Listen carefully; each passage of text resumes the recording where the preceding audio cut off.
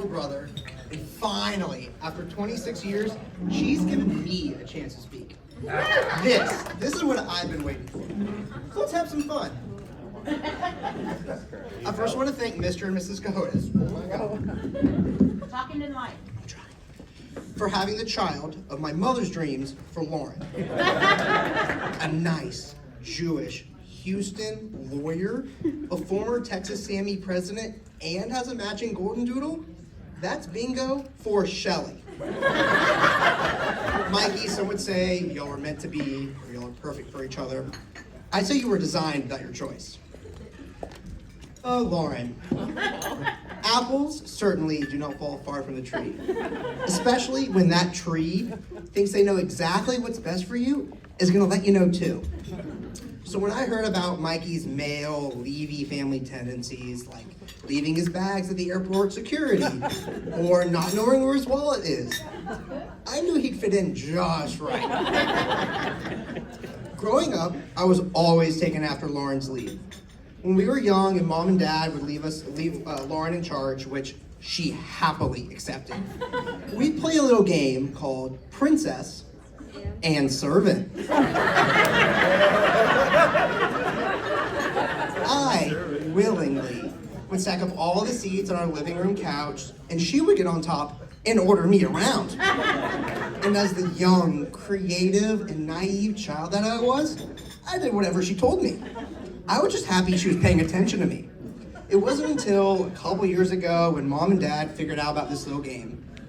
But I've known Lauren has been mastering the art of telling people what to do for decades. At summer camp, I lived in the infirmary. I was a designated disaster. Every now and then, Lauren would get called in to come check up on me because my counselors were terrified of the physical state I was in or some rash I had. Lauren would come in, look at me, and go, "Did you give him Benadryl yet?" So touching. I'm gonna cry. But it wasn't until a couple of years ago when I really learned about the woman Lauren was becoming in a little hotel down in Fort Lauderdale.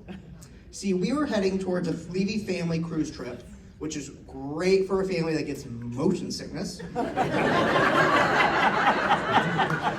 And I knew it was already going to be an event when we were in the hotel room. Lauren goes in and goes, "Yeah, this isn't going to do."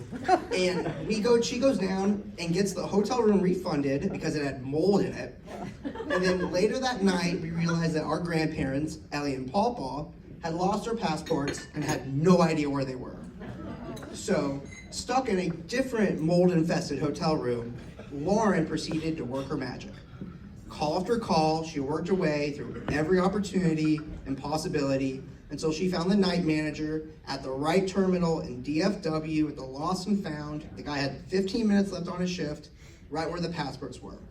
We then concocted this crazy plan on New Year's Eve or Christmas Eve, to get someone to drive to DFW, fly to Fort Lauderdale, meet my grandparents at the airport where they exchanged cash in the most sketchy thing a Levy person has ever done. Make it back to the cruise ship with like 45 minutes to spare. But really, Lauren saved the trip. You know, I'm very familiar that Lauren does not take no for an answer. What I perceived growing up as an unimaginable capacity to argue turned into an ability to find a solution to any problem. So Mikey, if you ever do get in an argument, just know she's doing so because she cares. But also, she's good at it and you will lose. When I first met Mikey, well, I didn't meet Mikey, I met his shoes. See, I was a pledge and Mikey was just graduated, and I couldn't look at anyone in the eyes. So I get called over and they're like, "Hey, Levy, get in front of us." And I stand in my little pledge form at 90 degrees and they're saying, "Do you know who this is? This is the Mr. Cahotas. He is a god. You will respect him." So while I actually didn't get to meet Mikey, I remembered the last name, Mr. Cahotas. And then now my sister gets to take that last name, and I think that's really cool. But it really wasn't until we did a family trip to Aspen when I learned about Mikey and Lauren as a couple. Mikey got suckered into doing the Levy family bike ride, which, if unprepared, feels like a Tour de France. To say the least, as we will find out. We're going, and I look back, and Mikey starts slowing it down a little bit, and then I look back again, and Mikey wobbles, and then goes over the handlebars. And I couldn't tell, this is amazing, I couldn't tell if it was the red dirt, the force of the impact, or the pure embarrassment that made Mikey's face so red. Kind of like it looks like right now.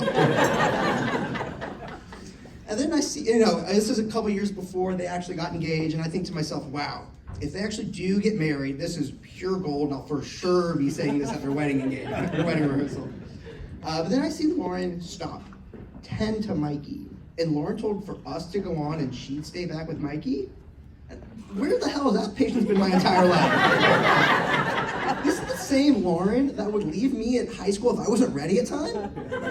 No, okay. All right, he must be someone important. So while the Codices may not be having any D1 athletes anytime soon, I know they'll have a really good set of parents.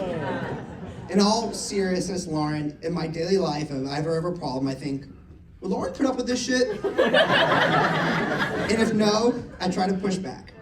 Your confidence is amazing. It is an honor and a blessing to be your little brother. Mazel tov to the new couple. And see, Lauren, it wasn't that bad.